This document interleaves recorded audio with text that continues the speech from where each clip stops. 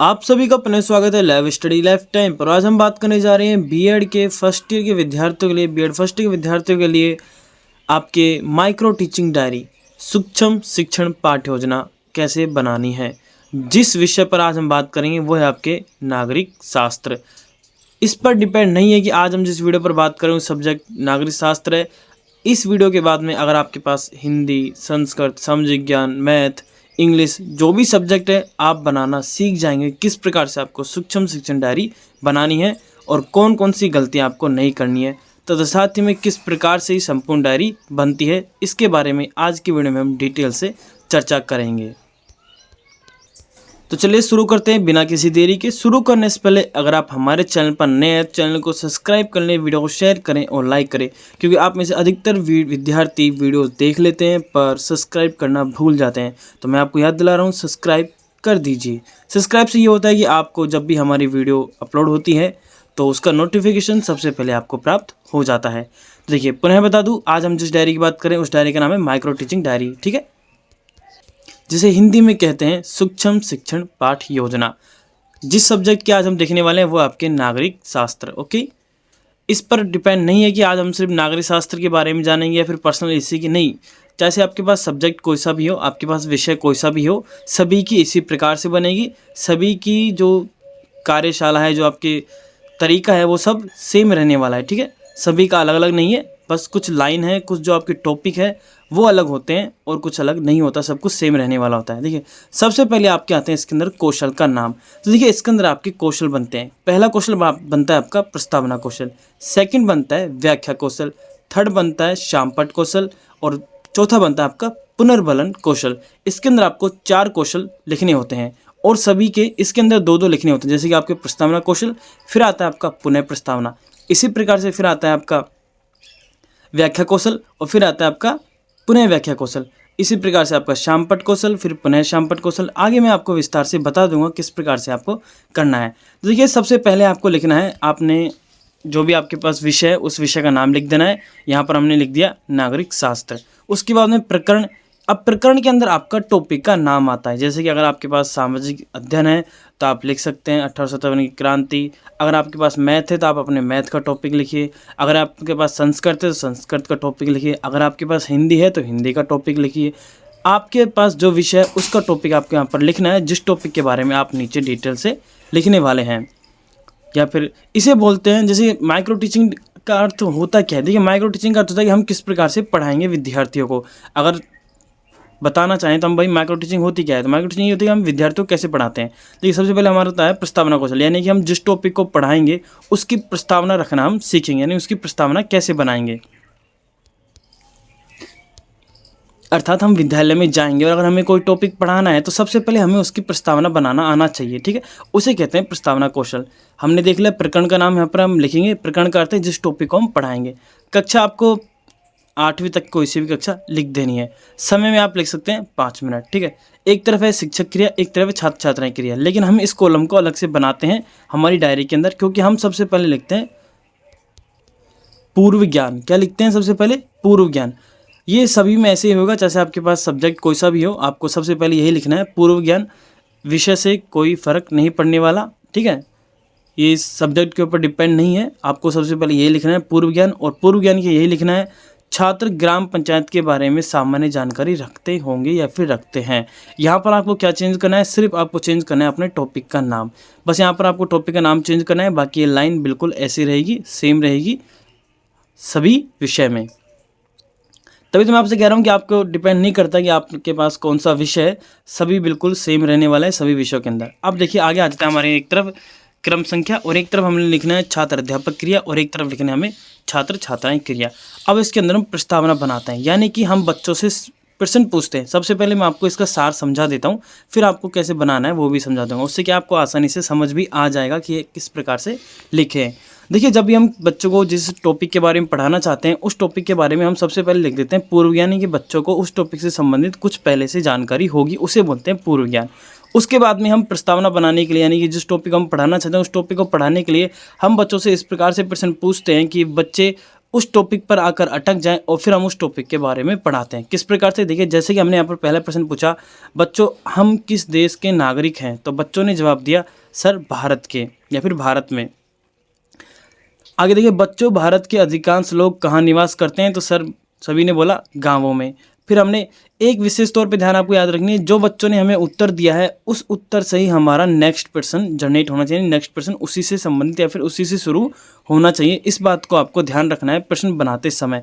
इसके अंदर आपको 4 से 5 प्रश्न बनाने होते हैं और मिनिमम 4 और अधिक से अधिक 5 बना सकते हैं आराम से। लेकिन खास तो आपको इस बात का ध्यान रखना है कि विद्यार्थी जिस क्वेश्चन का उत्तर दे रहे हैं उसी उत्तर से हमें नेक्स्ट क्वेश्चन को बनाना है।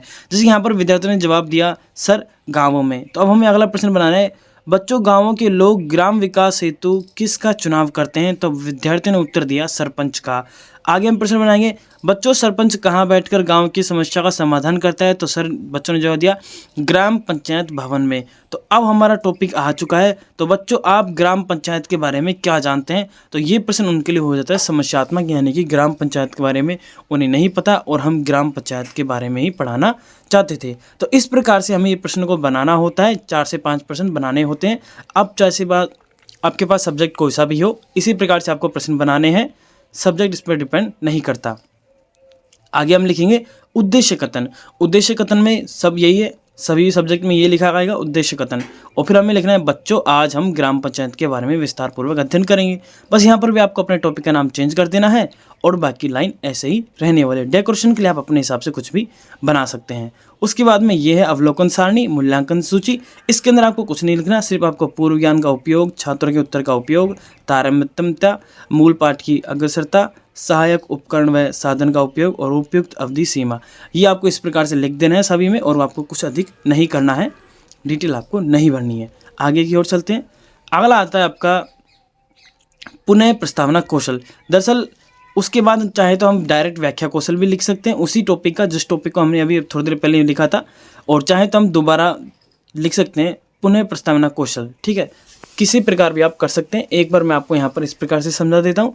अब हमने लिखा पुनः प्रस्तावना कौशल, इसके अंदर हम प्रकरण दूसरा लेंगे। क्या लेंगे? दूसरा प्रकरण। जैसे कि हमने यहाँ पर नागरिक शास्त्र विषय हमने लिख दिया और दूसरा प्रकरण लिया हमने राष्ट्रपति। क्या लिया? राष्ट्रपति। कक्षा हमने वही 8वीं तक कोई सी भी भर सकते हैं, समय हमारा 5 मिनट का यहाँ पर रहने वाला है। पूर्व ज्ञान में फिर से हम वही लिख देंगे, छात्र राष्ट्रपति के बारे में सामान्य जानकारी रखते होंगे। यहाँ पर आपको टॉपिक का नाम चेंज कर देना है, जिस हिसाब से आपका विषय उस हिसाब से, जो आपका टॉपिक है उस हिसाब से, बाकी लाइन सेम रहने वाली है। आगे देखिए, आगे फिर से वही छात्र क्रियाएं और छात्र अध्यापक क्रियाएं और छात्र छात्राएं क्रियाएं। अब हमें फिर से वही 4 से 5 प्रश्न बनाने हैं और वैसे ही बनाने हैं जैसे कि हमने पहले जिस टॉपिक को लिया था उसमें। जैसे यहाँ पर बच्चों हमने प्रश्न दिया, अब हमारे यहाँ टॉपिक है राष्ट्रपति। ठीक है, तो हमने प्रश्न पूछा बच्चों कौन कौन से पक्षी घोंसला बनाते हैं। आप प्रश्न कैसा भी ले सकते हैं, जरूरी नहीं है कि पहला प्रश्न आपका टॉपिक से संबंधित हो, प्रश्न आप कैसा भी ले सकते हैं। चिड़िया और कबूतर, विद्यार्थियों ने जवाब दिया। अब हम पूछते हैं बच्चों सोने की चिड़िया किस देश को कहा जाता है, तो विद्यार्थियों ने जवाब दिया भारत को। बच्चों भारत की राजधानी क्या है? नई दिल्ली। बच्चों नई दिल्ली में कौन कौन से संवैधानिक पद हैं, तो जवाब दिया बच्चों ने राष्ट्रपति, प्रधानमंत्री, कैबिनेट मंत्री आदि ETC इत्यादि। ठीक है, फिर हम अब हमारा टॉपिक आ चुका है, तो बच्चों राष्ट्रपति के बारे में आप क्या जानते हैं, तो ये प्रश्न बच्चों का के लिए बन गया समस्यात्मक। इसी प्रकार से आपको समस्यात्मक लिखना है और इसी प्रकार से आपको 4 से 5 प्रश्न बनाने हैं और विद्यार्थियों को हमारे टॉपिक पर आकर समस्यात्मक प्रश्न लिख देना है। आई होप आप सभी समझ गए होंगे। उद्देश्य कथन में फिर से वही आपको लिखना है कि बच्चों आज हम राष्ट्रपति के बारे में विस्तार पूर्वक अध्ययन करेंगे। सभी सेम रहने वाला है ये लाइन और ये फिर से वही डिट्टो सेम रहने वाली है। ठीक है, अब आ जाते हैं हमारा अगला व्याख्या कौशल। हमने प्रस्तावना कौशल देखा था ग्राम पंचायत का, अब हम देखेंगे ग्राम पंचायत का व्याख्या कौशल। मैंने आपसे कहा था चाहे तो आप ग्राम पंचायत के प्रस्तावना कौशल के बाद डायरेक्ट व्याख्या कौशल लिख सकते हैं, अन्यथा प्रस्तावना के बाद पुनः प्रस्तावना कौशल लिखिए, फिर हम इसकी व्याख्या कौशल लिख सकते हैं। ठीक है, वो आपके ऊपर डिपेंड है, आप किस क्रम में इनको लिखना चाहते हैं। व्याख्या कौशल हमने लिख दिया। अब हम क्या करेंगे, जो हमारा टॉपिक था फर्स्ट वाला ग्राम पंचायत, उसका व्याख्या कौशल करेंगे। व्याख्या कौशल का अर्थ होता है अब हम इस टॉपिक के बारे में व्याख्या करेंगे बच्चों को। विषय हमारा वही नागरिक शास्त्र, जो भी विषय आपका वो आप लिख सकते हैं। कक्षा और मिनट वही रहने वाली है, मिनट यहाँ पर आपको 10 कर देनी है। ठीक है, ध्यान रखना है व्याख्या कौशल में। अब आ जाता है आपका छात्र अध्यापक क्रिया। तो बच्चों आज हम ग्राम पंचायत का अध्ययन करेंगे। अब इधर आपको लिखना है छात्र अध्यापक क्रिया और एक तरफ लिखना है छात्र छात्राएं क्रिया।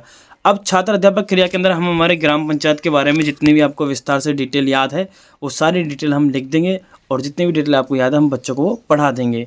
सिंपल बात ये होती है, ठीक है। यहाँ पर आपको क्या लिखना है, जो आपका टॉपिक है ग्राम पंचायत उसके बारे में यहाँ पर आपको डिटेल फिल कर देनी है और एक तरफ लिख देना है छात्र व छात्राएं ध्यानपूर्वक सुनेंगे और समझेंगे। ये लाइन आपको इधर लिख देनी है छात्र छात्राएं क्रिया के अंदर और इसके अंदर आपकी डिटेल आ जाएगी। आई होप आप सभी समझ रहे होंगे। व्याख्या कौशल सिंपल सा है, ज़्यादा कुछ आपको नहीं करना है, ठीक है। उसके बाद में हम थोड़े से प्रश्न बनाएंगे। एक तरफ लिखेंगे हम छात्र अध्यापक क्रिया और एक तरफ लिखेंगे छात्र छात्राएं क्रिया। इसके अंदर हम 3 से 4 प्रश्न कोई भी आप बना सकते हैं अपनी व्याख्या में से। ग्राम पंचायत का मुखिया कौन होता है, सरपंच। ग्राम पंचायत में एक सरकारी कर्मचारी किस पद पर होता है, तो ग्राम सचिव पद पर, ठीक है। इस प्रकार से हम 3 से 4 प्रश्न बना देंगे। जिन विद्यार्थियों के पास नागरिक शास्त्र है वो तो डिट्टो इसको छाप सकते हैं, अन्यथा आपके पास जो सब्जेक्ट है उस हिसाब से आप प्रश्न बना सकते हैं। ये लाइन फिर से वही रहने वाली है, सभी को सेम भर देना है। अब आ जाता है हमारा पुनर्व्याख्या कौशल। अब पुनर्व्याख्या कौशल एक किस टॉपिक का है, राष्ट्रपति का है, जो जिसके हमने प्रस्तावना कौशल पहले से देख लिया है। इसमें फिर से वही करना है सब कुछ। एक तरफ आपको छात्र अध्यापक क्रिया लिखना है, बच्चों आज हम राष्ट्रपति का अध्ययन करेंगे। फिर आपको बनाना है छात्र अध्यापक क्रिया और एक तरफ बनाना है छात्र छात्राएं क्रिया। छात्र अध्यापक क्रिया के अंदर फिर से हम हमारे राष्ट्रपति के बारे में जितनी भी डिटेल आपको लिखना चाहते हैं आप वो डिटेल लिख सकते हैं। इधर हम वही लिखेंगे छात्र व छात्राएं ध्यानपूर्वक सुनेंगे व समझेंगे।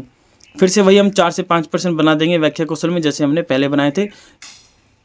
ऐसे 4 से 5 प्रश्न बना देने हैं छात्र अध्यापक और छात्र छात्राएं क्रिया का कॉलम बनाकर। आई होप आप सभी समझ रहे होंगे। जिन विद्यार्थियों ने अब तक लाइक नहीं किया तो प्लीज़ लाइक करें और चैनल को सब्सक्राइब कर लें इसी तरह की और वीडियोज़ के लिए। अब आगे आ जाता है हमारा शामपट लेखन या फिर शामपट कौशल। इसको बताने से पहले मैं आपको बता दूं, आपकी जो दैनिक पाठ्य योजना है और आपके माइक्रो टीचिंग की डायरी जो और भी सब्जेक्ट की हैं तथा आपके समालोचन डायरी है और आपके वार्षिक पाठ्य योजना है, इन सभी के ऊपर मैंने डायरियों की जो डिटेल है इनके ऊपर जो PDF है वो मैंने आपको पहले से बताई हुई है। आपको हमारे चैनल पर जाकर प्लेलिस्ट में जाकर आप देख सकते हैं B.Ed फर्स्ट ईयर कोर्स, उसके अंदर आपको ये सभी वीडियोस देखने को मिल जाएंगी। तो चैनल को सब्सक्राइब कर लें इसी तरह की और वीडियोज़ के लिए। तो चलिए हम देख रहे थे शामपट लेखन कौशल। अब देखिए हमारा आ जाता है शामपट लेखन कौशल। इसके अंदर हम वही विषय लिखेंगे नागरिक शास्त्र और हमारा जो टॉपिक था ग्राम पंचायत उसको लिख देंगे। शामपट कौशल के अंदर आपको करना क्या होता है, चलिए इसके अंदर थोड़ा सा कट रहा है तो मैं आपको सेकंड टॉपिक का बता देता हूँ, सब सेम ही रहने वाला है, ठीक है। हाँ ये वाला ले लेते हैं हम ग्राम पंचायत, चलो वही था, मैंने दोबारा इसका PDF ले लिया, ठीक है। ग्राम पंचायत, ठीक है। अब हम इसका देखिए शामपट कौशल में क्या करना होता है, एक तरफ आपको लिखना है शिक्षक क्रिया और एक तरफ लिखना है छात्र छात्राएं क्रिया। 5 या 10 रुपये का आपको ऐसा ब्लैक पेपर मार्केट में मिल जाएगा, वो आपको यहाँ पर चिपका देना है और सिल्वर कलर का एक पेन आता है उससे आपको यहाँ पर शामपट के अंदर वो बातें लिखनी है जो आपके टॉपिक से संबंधित महत्वपूर्ण बातें हैं, जैसे कि 2 या 3 गांवों को आपस में मिलाकर एक ग्राम पंचायत बनाई जाती है। ग्राम पंचायत का मुख्य सरपंच होता है। ग्राम पंचायत का चुनाव ग्राम पंचायत के मतदाताओं के द्वारा प्रत्यक्ष मतदान से किया जाता है। इस प्रकार से आपको शामपट का थोड़ा सा कागज़ चिपकाना है और उसके ऊपर मुख्य बिंदुओं को लिख देना है। और छात्र छात्राएं क्रिया के अंदर यही लिखेंगे कि छात्र व छात्राएं ध्यानपूर्वक देखेंगे और सुनेंगे समझेंगे। ये आपका शामपट कौशल हो जाता है। इसी प्रकार से हम जो हमारा सेकंड टॉपिक है उसे भी इसी प्रकार से लिखेंगे। डेकोरेशन आप अपने हिसाब से कर सकते हैं। पुनः शामपट लेखन जो हमारा था सेकंड टॉपिक राष्ट्रपति, उसको भी हम ऐसे ही करेंगे, एक तरफ शिक्षक क्रिया और एक तरफ छात्र छात्राएं क्रिया, शामपट चिपकाएंगे और उसके ऊपर आपके राष्ट्रपति से संबंधित मुख्य बिंदुओं को लिख देंगे। अब आ जाता है फोर्थ आ जाता है आपका पुनर्बनन कौशल, ठीक है। इसका हमने टॉपिक लिया है राष्ट्रपति। पुनर्बलन कौशल के अंदर आपको करना क्या होता है, पुनर्बलन से पहले आपका एक कौशल और रह जाता है, वो है प्रश्न कौशल, जो कि आप बना सकते हैं। उसके अंदर आपको कुछ नहीं करना होता, 4 से 5 प्रश्न आप लिख दीजिए और उनके उत्तर यहाँ पर आपको लिख देने हैं छात्र छात्राएं क्रिया के अंदर, ठीक है। प्रश्न कौशल ये आपका सिंपल सा हो जाता है। अब सबसे सेकंड जो महत्वपूर्ण आता है आपका फोर्थ, वो आता है आपका पुनर्बलन कौशल। पुनर्बलन का अर्थ होता है बच्चों को शाबाशी देना या फिर उन्हें प्रोत्साहन करना जब हम उत्तर देते हैं। इसमें भी वही करना होता है, आपको सबसे पहले प्रकरण का नाम लिख देना, फिर आपको यहाँ पर प्रश्न लिख देना है। प्रश्न कौशल आप ना लिखें और डायरेक्ट पुनर्कौशल बना लें तो भी कोई दिक्कत नहीं है, ठीक है। यहाँ पर आपको सबसे पहले करना क्या है, प्रश्न लिख देने हैं, कोई भी 4 से 5, यहाँ पर आप 6 प्रश्न मिनिमम बना लीजिए, 5 से 6 प्रश्न बना लीजिए। छात्र के अंदर उनको आंसर लिखना है और इधर आपको लिखना है छात्र अध्यापक द्वारा पुनर्बलन। ये जो थर्ड कॉलम बनेगा वो बनेगा आपका छात्र अध्यापक द्वारा पुनर्बलन। उसके अंदर आपको लिखना है सही है, शाबाश, बहुत अच्छा, सुंदर, बढ़िया, बहुत अच्छा। इस प्रकार से आपको इसके अंदर लिखना है छात्र अध्यापक पुनर्बलन के अंदर। इसी प्रकार से हमारा जो सेकंड टॉपिक था राष्ट्रपति, उसके अंदर भी इसी प्रकार से 3 कॉलम बनाएंगे। छात्र अध्यापक क्रिया, छात्र छात्राएं क्रिया और छात्र अध्यापक द्वारा पुनर्बलन। पुनर्बलन का अर्थ होता है जब बच्चे हमें जवाब देते हैं तो हमें उन्हें शाबाशी देनी चाहिए ताकि उनके अंदर प्रोत्साहन हो उत्तर देने का। इसी प्रकार से हम इसके अंदर प्रश्न लिखेंगे 5 से 6 और छात्र छात्राएं क्रिया के अंदर इनका उत्तर लिखेंगे और इधर हम लिखेंगे शाबाश, सही है, बहुत अच्छा, सुंदर, बहुत बढ़िया। इस प्रकार से हमको पुनर्बलन का जो आपका ये क्वेश्चन है वो आपको बनाना है। तो ये आपकी एक तरह से कंप्लीट हो जाती है आपके नागरिक शास्त्र की, या फिर आप कह सकते हैं इसे माइक्रो टीचिंग डायरी। सेकंड हम जो माइक्रो टीचिंग डायरी है वो आपके टॉपिक है भौतिक विज्ञान की। इसकी वीडियो मैं अलग से बना दूंगा, उसमें आप देख सकते हैं। तो वीडियो अच्छी लगी तो एक लाइक जरूर करें, चैनल को सब्सक्राइब करें। वैसे तो सभी सब्जेक्ट के विद्यार्थियों को आई होप आप सभी को समझ आ गया होगा कि किस प्रकार से आपको बनानी है, आराम से आप बना सकते हैं, चाहे से आपके पास विषय कोई सा भी हो, टॉपिक कोई सा भी हो। जिन विद्यार्थियों ने अब तक वीडियो को लाइक नहीं किया तो प्लीज़ लाइक करें और चैनल को सब्सक्राइब कर ले। इसी तरह की और वीडियोज़ के लिए मिलते हैं नेक्स्ट वीडियो में, तब तक के लिए धन्यवाद।